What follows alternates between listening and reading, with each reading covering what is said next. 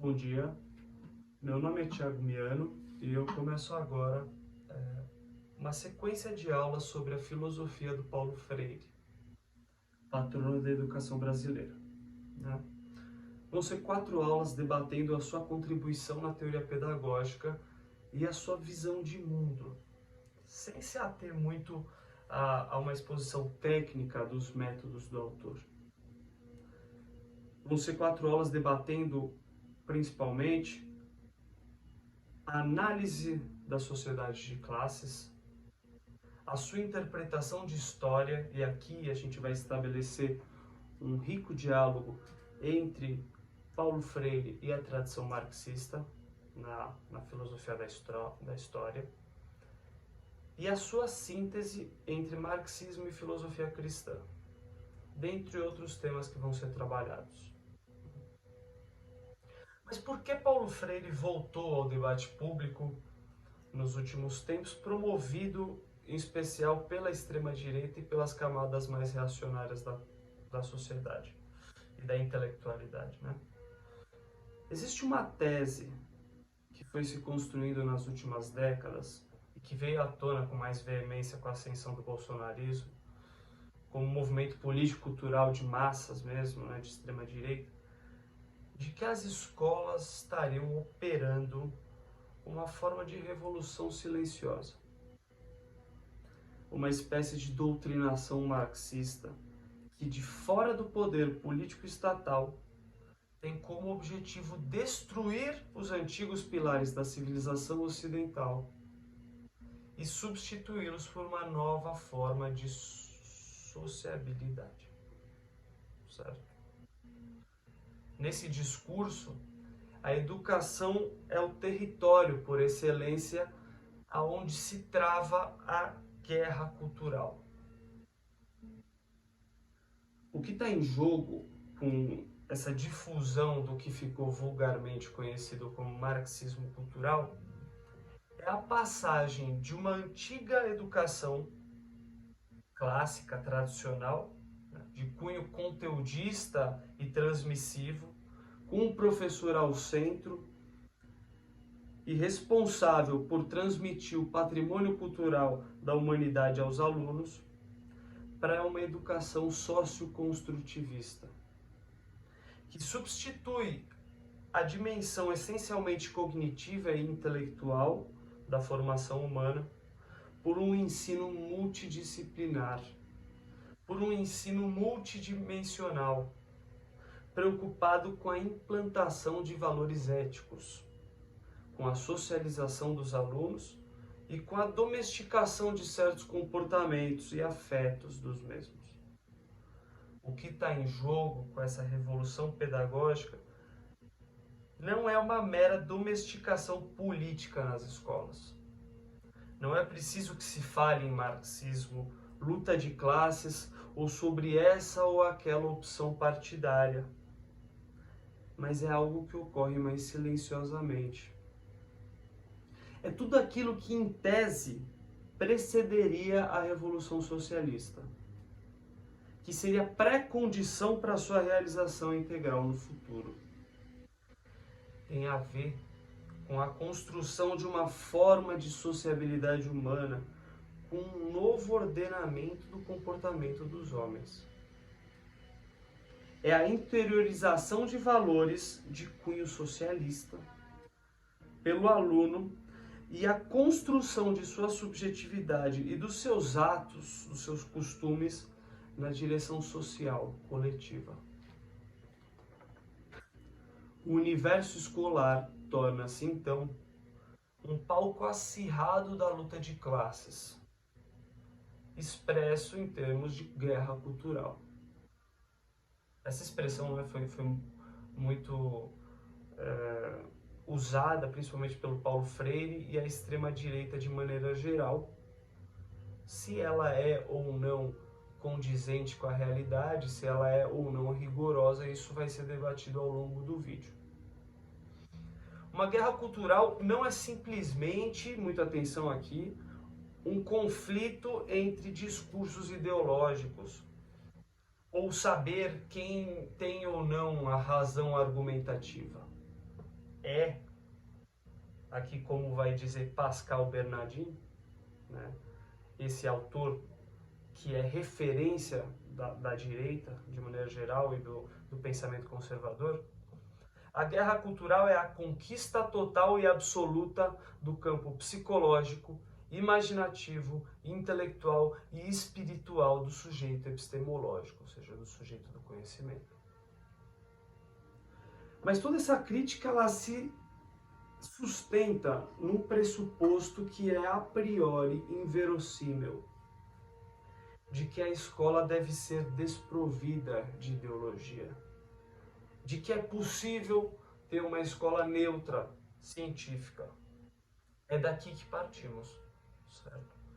Da constatação, e que vai ficar mais claro ao longo da aula, que não existe isenção ideológica em nenhuma escola em torno de Paulo Freire.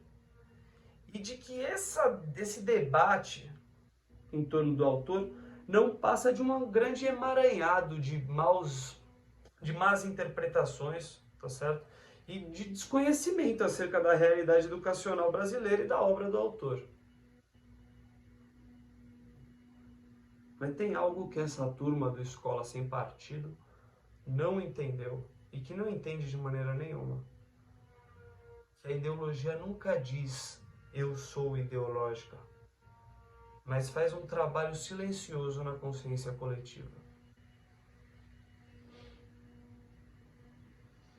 E mesmo pensando grosseiramente, como faz a maior parte desses pseudo-intelectuais, né, como se tudo pudesse se reduzir à esquerda e direita, o fato é que a ideologia está sempre ali, escondida por detrás dos discursos, das ideias e até daqueles dados da realidade mais científicos e inquestionáveis, quando o interlocutor faz a escolha de iniciar a sua exposição desse fato por esse ou aquele começo, usando esse ou aquele ordenamento de palavras. A começar pela organização espacial, né, da sala de aula, que ainda no século XXI mais parece uma versão educacional do modelo fabril fordista do início do século passado, com as cadeiras uniformemente enfileiradas e o professor à frente, coordenando o processo produtivo do conhecimento. Dessa asfixia ao livre pensamento, causada pelo efeito disciplinar da racionalização na produção das ideias. Bom, quem foi Paulo Freire? Freire foi o responsável por um método de alfabetização que colocou 300 adultos iletrados a lerem em 40 dias. Lá no interior do Rio Grande do Norte. Pouco depois da ditadura empresarial militar, ele desenvolveu um plano de alfabetização que visava alfabetizar 5 milhões de jovens e adultos em 2 anos. Pouco antes, porque depois ele foi preso, foi perseguido pela ditadura militar e foi exilado. Como a grande referência das ciências sociais no Brasil, da pedagogia no Brasil e dos grandes nomes das ciências sociais no mundo, é ainda hoje o autor mais citado no mundo. O terceiro autor mais citado no mundo nas ciências humanas, ainda hoje. Paulo Freire foi um intelectual militante. Não deixava se atrair demasiado pelo mundo das teorizações, nem caía numa militância sem conhecimento de causa, sem rigor científico. Sempre ao lado dos movimentos sociais e das minorias políticas, participou da fundação do Partido dos Trabalhadores, que, a despeito do seu caráter pequeno burguês, assim que chega ao poder, é o grande partido de esquerda do país, e voltou à cena política como secretário da Educação de São Paulo na gestão Erundina, depois da redemocratização do país.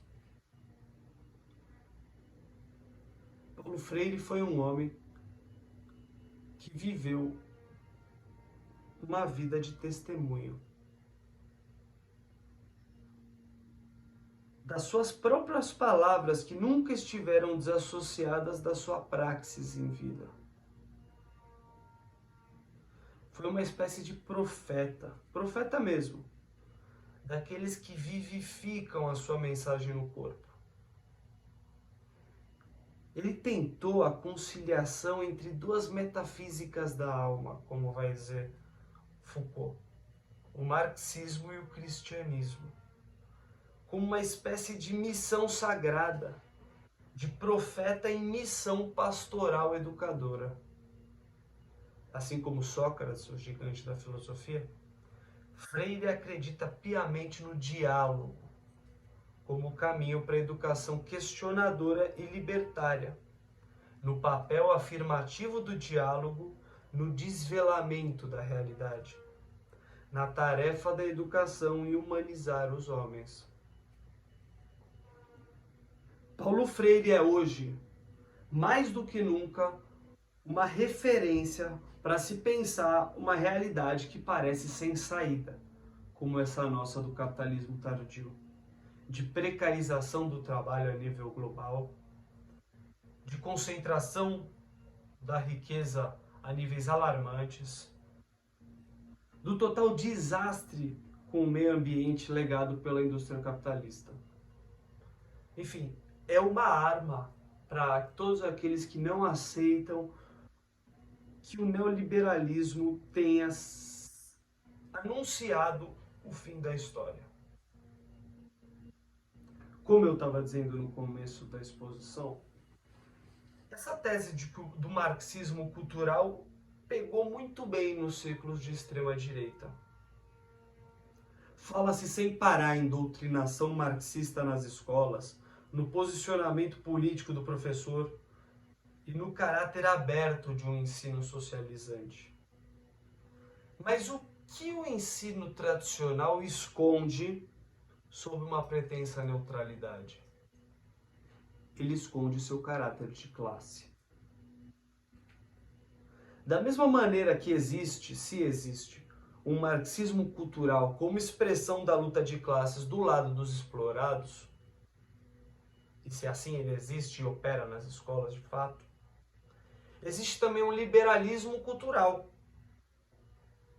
oculto na ideologia burguesa, que se esconde por detrás de discursos científicos, da neutralidade ideológica.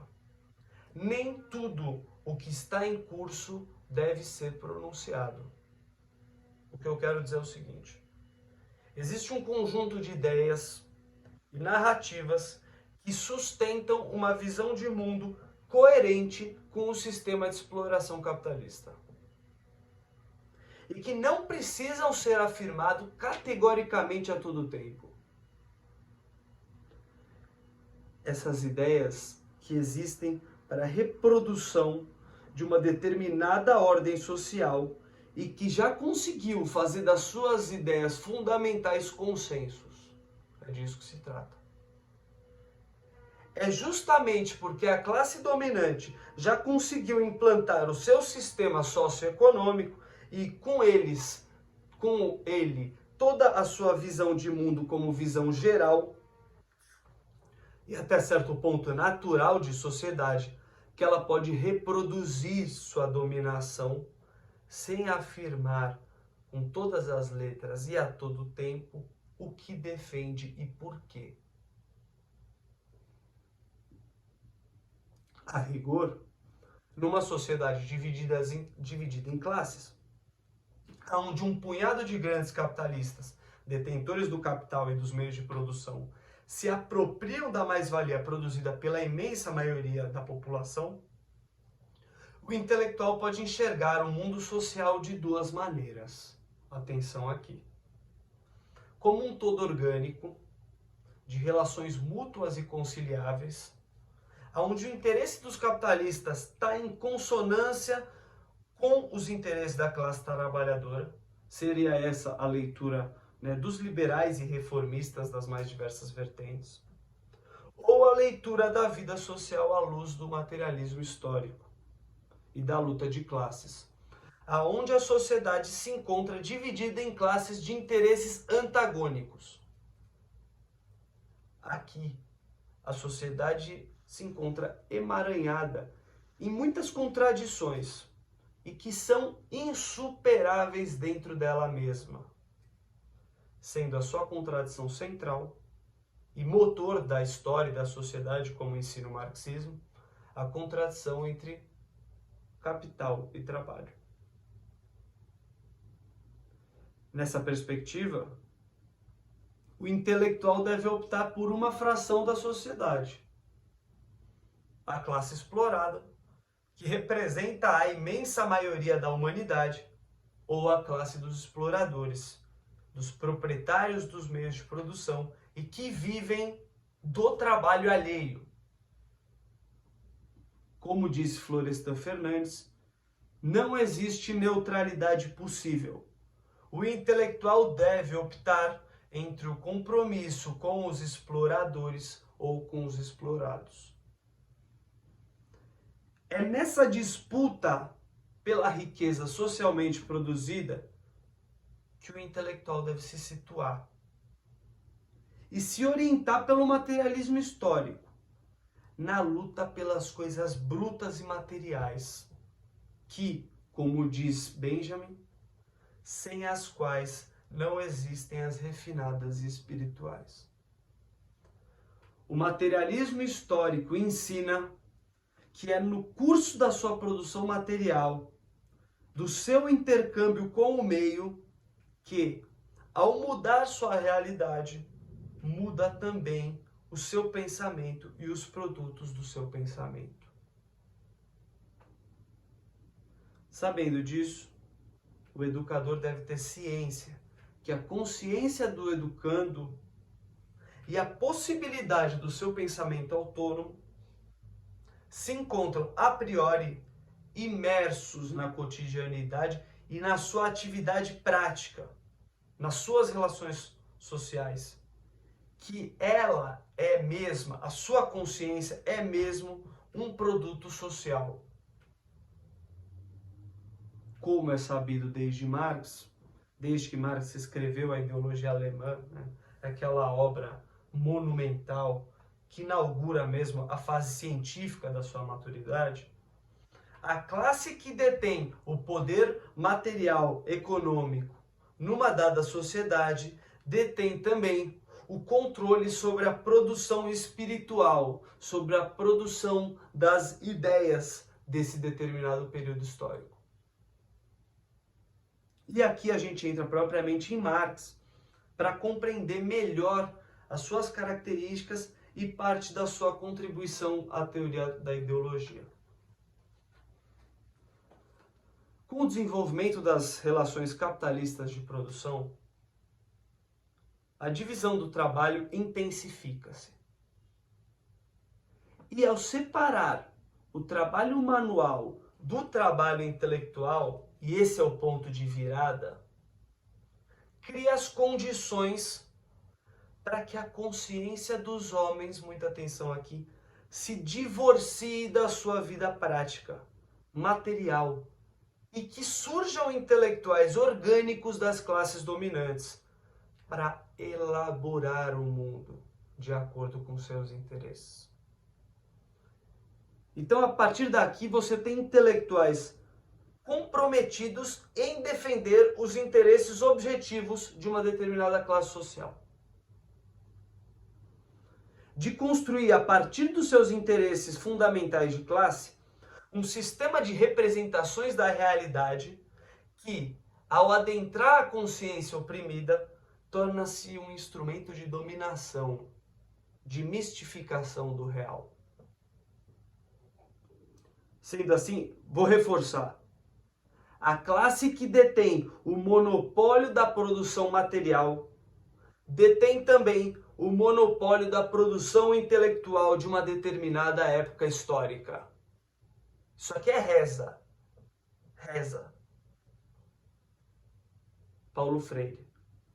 O poder dos poderosos sempre existiu e sempre procurou esmagar o sem poder. Mas, ao lado do poder material, houve sempre outra força, a ideológica, material também, reforçando aquele poder. A ideologia, então, ela atua de maneira a reforçar as relações sociais estabelecidas e garantir a hegemonia cultural da classe proprietária. Essa força, no entanto, não deve ser exercida e não deve exercer o seu domínio de outra maneira, que não seja uma maneira silenciosa. De preferência, sem que os homens percebam que encontram-se sob esses poderes. Os homens não podem se dar conta de que está sendo exercido sobre eles uma determinada ideologia. Deve se tornar ela mesma uma força invisível entre os homens. Ela mesma um poder difundido pelo complexo social. Tornar-se senso comum. E uma leitura do real tão legitimada socialmente que não permita aos oprimidos o questionamento. Mas, afinal, a serviço de quem estão essas ideias? Como vai dizer Guy Debord no seu clássico Sociedade do Espetáculo, a classe ideológico-totalitária no poder é o poder de um mundo invertido. Quanto mais forte ela é, mais afirma que não existe. E sua força serve-lhe, em primeiro lugar, para afirmar a sua inexistência. Mais que isso, a burguesia, como classe organizada em torno dos seus interesses, detém hoje, como diz Domenico Losurdo, mais do que o monopólio das ideias, ela detém também o monopólio de algo que é mais íntimo aos homens. A produção das suas emoções, dos seus sentimentos. Dessa maneira, a ideologia dominante opera como uma grande força mistificadora da realidade. Uma forma de dominação política que intervém de maneira profunda e determinante na formação da consciência social. A ideologia, enquanto um sistema de representações da realidade, que são imagens, mitos, ideias, conceitos, que exerce um papel atuante no interior de uma dada sociedade, é parte orgânica da totalidade social e é responsável por dar liga entre os aspectos materiais e subjetivos da sociedade. Muita atenção aqui. Tem como intuito eternizar as relações sociais, naturalizar a relação de exploração capitalista. Olha o que o maior autor francês, o maior marxista francês, Althusser, escreve. Muita atenção aqui, porque não é fácil. A classe dominante deve reproduzir as condições materiais, políticas e ideológicas de sua existência. Existir é reproduzir-se. No entanto, a reprodução da ideologia dominante não é simples repetição. Não é uma reprodução simples, nem sequer uma reprodução ampliada, nos termos do Marx. Automática, mecânica de instituições dadas, definidas de uma vez por todas por suas funções. É o combate pela unificação e renovação de elementos ideológicos anteriores, disparados e contraditórios, numa unidade conquistada na e pela luta de classes, contra as formas anteriores e as novas tendências antagônicas. Gente, ou seja, as elites se organizam, tá certo? Aqui uma análise minha, se organizam para renovar suas estratégias, entender como se está desenrolando a luta de classes para poder freá-la, para mitigar o antagonismo entre capital e trabalho. A luta pela reprodução da ideologia dominante é um combate inacabado. É como se ela fosse se renovando no curso da história e na necessidade momentânea da dominação social, que sempre é preciso retomar e que sempre está submetido à luta de classes. Althusser. Escapando à consciência dos homens, esse sistema de representações funciona como uma estrutura unificada, que se impõe à imensa maioria dos homens sem que esses possam percebê-las. De novo. E assim, decidir autonomamente acerca da sua legitimidade, se aquilo é real ou não é. Se esse sistema de representações condiz com o real ou se ele é uma construção fictícia. Paulo Freire, no seu livro Educação e Mudança, escreve o seguinte: todo esse mundo histórico-cultural, produto da praxis humana, se volta sobre o homem, condicionando-o. Criado por ele, o homem não pode, sem dúvida, fugir dele. Não pode fugir do condicionamento de sua própria produção. Que loucura. Eu acho isso uma loucura. Tendo como intuito conservar o estado de coisas e reproduzir social e culturalmente a ordem sociometabólica do capital, a ideologia faz com que se estenda a luta de classes, atenção aqui, ao domínio espiritual da sociedade. Provando que a luta de classes ela vai além do terreno político, terreno econômico. Ela adentra o plano espiritual da sociedade. É por isso que o marxista não pode tomar o real pela aparência. Não pode tomar pelo fenômeno, pela interação imediata do sujeito com o mundo circundante. Porque o próprio meio no capitalismo se encontra fetichizado, codificado. É preciso superar essa visão superficial e empirista e descodificar a realidade que for adulterada por interesses sociais objetivos.